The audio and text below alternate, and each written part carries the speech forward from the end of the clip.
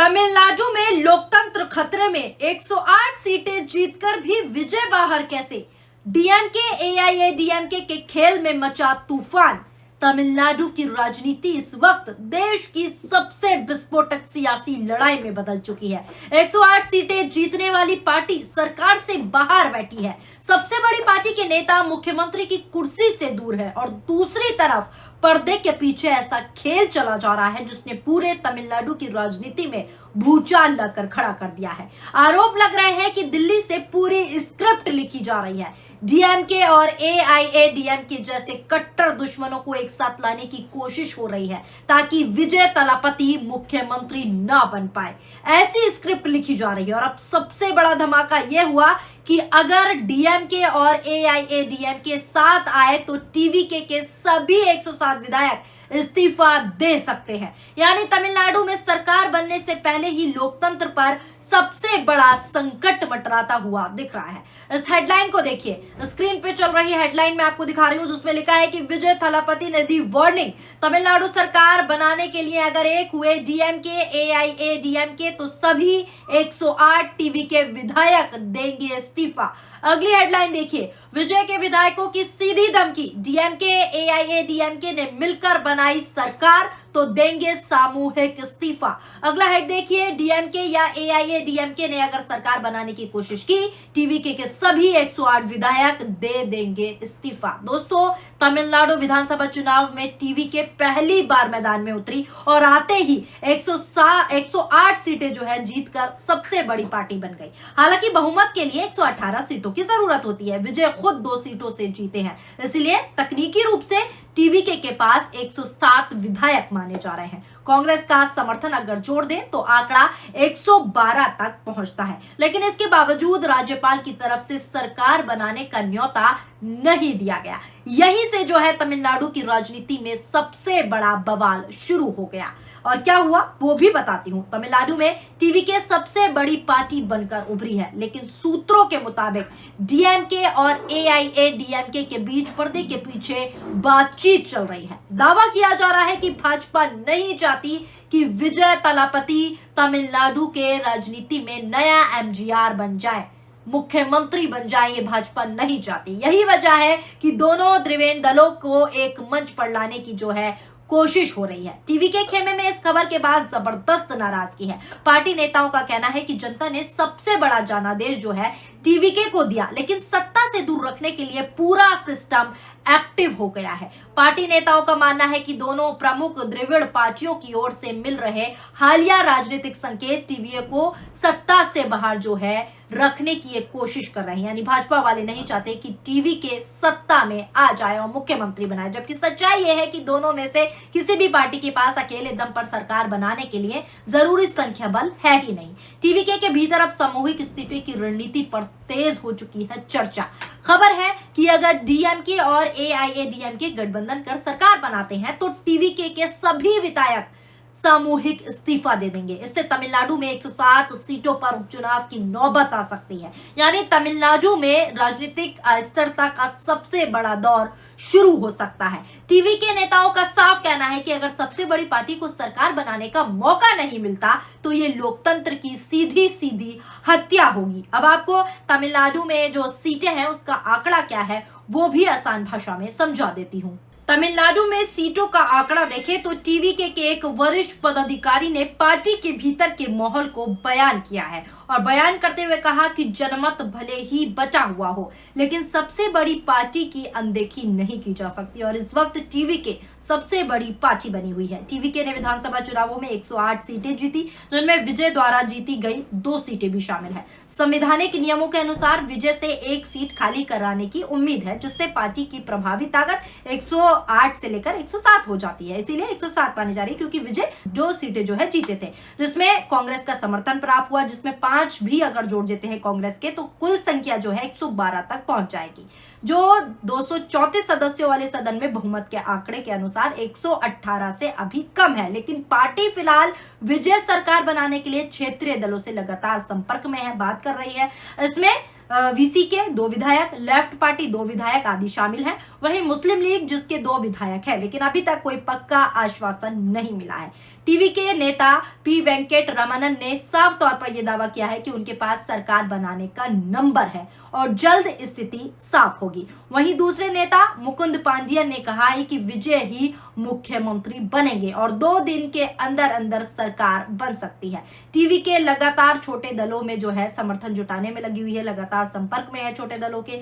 CPI, CPM और VCK जैसे दलों ने भी कहा है कि सबसे बड़ी पार्टी को पहले सरकार बनाने का जो है मौका मिलना चाहिए। इसी बीच राज्यपाल की भूमिका पर भी बड़े बड़े सवाल उठ रहे हैं। वरिष्ठ वकील कपिल सिब्बल ने सीधा आरोप लगाया है राज्यपाल की भूमिका पर। उन्होंने कहा है कि राज्यपाल भाजपा के एजेंट की तरह काम कर रहे हैं। उन्होंने कहा कि सक्रिय आयोग की सिफारिश साफ कहती है कि सबसे बड़ी पार्टी को पहले बुलाया जाना चाहिए। फ्लोर टेस्ट विधानसभा में होना चाहिए, ना कि राजभवन के गलियारों में। साफ तौर पर कपिल सिब्बल कह रहे हैं कि राज्यपाल बीजेपी के इशारों पर काम कर रहे हैं, लेकिन तमिलनाडु में जो कुछ हो रहा है उसने पूरे संवैधानिक ढांचे पर सवाल खड़े कर दिए हैं। आप भी सुनिए क्या कुछ राज्यपाल को लेकर कपिल सिब्बल ने सीधा बोला है। गवर्नर साहब ने एक प्रेस रिलीज इशू किया है जिसमें उन्होंने कहा है कि भाई मुझे बताइए, टीवी को कहा है मुझे बताइए कि आपके पास मेजॉरिटी है या नहीं। जब तक मेजॉरिटी नहीं होगी तब तक मैं आपको शपथ नहीं दूंगा। तो ये अपने आप में असंवैधानिक है, गलत है, असूलों के खिलाफ है, सरकारिया कमीशन की रिकमेंडेशन के खिलाफ है, बोमाई की जजमेंट के खिलाफ है और उनको बुलाना चाहिए। लेकिन कहना पड़ता है कि जो हमारे राज्यपाल हैं वो जैसे हाईकमांड, उनका तो हाईकमांड भाजपा है ना, तो जैसा हाईकमांड कहता है वैसा ही करते हैं। तो हाईकमांड कहता है कि अभी रुक जाओ, हम कोशिश करते हैं, षड्यंत्र चलाते हैं, किसी तरीके से डीएमके मान जाए। लेकिन डीएमके ने कह दिया कि हम तो इनके साथ समझौता नहीं करेंगे और इसलिए डीएमके हाउस में बैठने के लिए तैयार भी है। तो दिक्कत क्या है फिर राज्यपाल को? दिक्कत यही है कि वो नहीं चाहते कि टीवी के सरकार बनाए। और अब जो जनता चाहती है कि वो बनाए और गवर्नर चाहता है तो नहीं बनाए, तो निश्चित रूप से दाल में कुछ काला है ना। सुना आपने। अब कपिल सिब्बल ने कहा कि अगर टीवी के सबसे बड़ी पार्टी है तो विजय को मुख्यमंत्री पद की शपथ दिलाई जानी चाहिए और फिर विधानसभा में बहुमत साबित करने दिया जाना चाहिए। लेकिन यहाँ पूरा खेल जो है उल्टा चल रहा है। आरोप ये भी लग रहे हैं कि एआईएडीएमके विधायकों को पांडुचेरी में रखा गया है ताकि कोई टूट फूट ना हो। दूसरी तरफ राजभवन की सुरक्षा भी अचानक जो है बढ़ा दी गई है। तमिलनाडु की राजनीति में एमजीआर का नाम फिर चर्चाओं में आ गया है। राजनीतिक एक्सपर्ट्स क्या कहते हैं? राजनीतिक एक्सपर्ट्स का मानना है कि विजय का तेजी से उभार डीएमके के लिए सबसे बड़ा खतरा बन गया है। जिस तरीके से एमजीआर ने कभी डीएमके छोड़कर नई राजनीति शुरू की थी और फिर सालों तक सत्ता पर कब्जा रखा था, ठीक उसी तरह विजय को भी नई पीढ़ी का सबसे बड़ा चेहरा माना जा रहा है। और यही वजह है, यही बड़ा कारण है कि विजय को रोकने के लिए हर संभव कोशिश चर्चाओं में हो रही है। हर संभव कोशिश भारतीय जनता पार्टी कर रही है कि विजय मुख्यमंत्री ना बने। लेकिन इस पूरे खेल में सबसे बड़ा सवाल जनता के जनादेश पर उठ रहा है। टीवी का दावा है कि जनता बदलाव चाहती थी और इसी वजह से पहली बार चुनाव लड़ने के बावजूद पार्टी सबसे बड़ी ताकत बनकर उभरी। पार्टी नेताओं का कहना है कि अगर सबसे बड़ी पार्टी को सरकार बनाने का मौका नहीं मिला तो जनता इसे कभी स्वीकार नहीं करेगी। साफ तौर पर पार्टी का कहना है।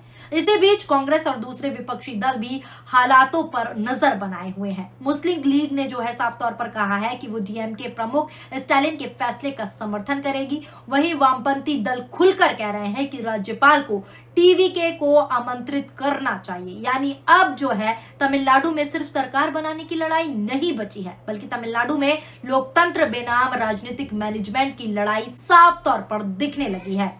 विजय की राज्यपाल से मुलाकात के बाद भी स्थिति साफ नहीं हो पाई है। हालांकि सूत्रों का दावा साफ तौर पर यह है कि शुक्रवार या फिर शनिवार तक नई सरकार का शपथ ग्रहण हो सकता है। ये सूत्रों के मुताबिक खबर है। लेकिन अगर उससे पहले टीवीके ने बड़ा कदम उठा लिया तो तमिलनाडु की राजनीति पूरी तरीके से बदल सकती है, क्योंकि 107 सीटों पर उपचुनाव का मतलब क्या होता है? पूरे राज्य में फिर चुनाव युद्ध होना, इसका साफ मतलब है। राजनीतिक जानकार कहते हैं कि अगर डीएमके और एआईएडीएमके साथ आते हैं तो इसका सबसे बड़ा नुकसान खुद द्रविड़ राजनीति को होगा, क्योंकि दोनों दल दशकों से एक दूसरे के खिलाफ राजनीति करते रहे हैं, ये किसी से छुपा नहीं है। ऐसे में अगर दोनों साथ आए तो जनता इसे अवसरवादी राजनीति मान सकती है और इसका सबसे बड़ा फायदा विजय को मिल सकता है। यही वजह है और यही बड़ा मुद्दा है, यही बड़ा कारण है कि तमिलनाडु में माहौल लगातार गर्म होता जा रहा है। भाजपा पर भी लगातार सवाल उठ रहे हैं कि क्या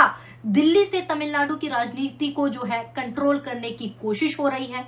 टीवी के समर्थकों का सीधा सीधा आरोप है कि विजय को रोकने के लिए पूरा सिस्टम एक्टिव हो गया है और दिल्ली से सीधे कमांड मिल रही है। वहीं भाजपा नेताओं का कहना है कि सरकार गठन पूरी तरह संवैधानिक प्रक्रिया के तहत होगा, लेकिन फिलहाल राज्यपाल की चुप्पी और बढ़ती राजनीतिक हलचल ने सस्पेंस और ज्यादा बढ़ा दिया है, क्योंकि कपिल सिब्बल का बयान भी आपने सुना। फिलहाल तमिलनाडु में हर घंटे नई राजनीतिक पटकथा लिखी जा रही है। सबसे बड़ी पार्टी सरकार से बाहर है, ये बहुत अहम बात है। डीएमके और एआईएडीएमके के गठबंधन की चर्चाएं तेज हैं। विजय थलापति के विधायक इस्तीफे देने की चेतावनी दे रहे हैं। राज्यपाल की भूमिका पर बड़े सवाल उठ रहे हैं और पूरा तमिलनाडु ये देख रहा है कि आखिर जनता का जनादेश जीतेगा या फिर पर्दे के पीछे जो सियासी खेल है वो जीत जाएगा, क्योंकि इस बार लड़ाई सिर्फ मुख्यमंत्री की कुर्सी की नहीं है, बल्कि लड़ाई लोकतंत्र की विश्वसनीयता की भी बन चुकी है। फिलहाल आपको क्या लगता है? आपकी इस खबर को लेकर क्या राय है? नीचे कमेंट बॉक्स में अपनी प्रतिक्रियाएं जरूर दें। वीडियो पसंद आई हो तो वीडियो को लाइक करें और हमारे चैनल को सब्सक्राइब करना ना भूलें। शुक्रिया, धन्यवाद।